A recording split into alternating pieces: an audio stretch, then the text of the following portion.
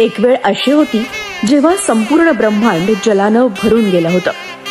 पृथ्वी, हो, तीच तर बुडाली होती पाताळात, अंधकाराच्या समुद्राच्या तळाशी.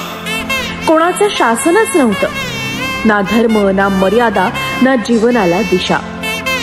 देवतांनी ब्रह्मदेवांजवळ धाव घेतली आणि ब्रह्मदेव गेले श्री विष्णूंकडे, साक्षात नारायण. त्यांच्या नेत्रातून तेज निघालं आणि त्या तेजातून प्रकट झाला वराह अवतार. अर्ध डुक्कर अर्ध मानव, प्रचंड शक्तिशाली, तेजस्वी, भयावह पण रक्षण करता. हाच होता वराह अवतार, पृथ्वीचा उद्धार करणारा.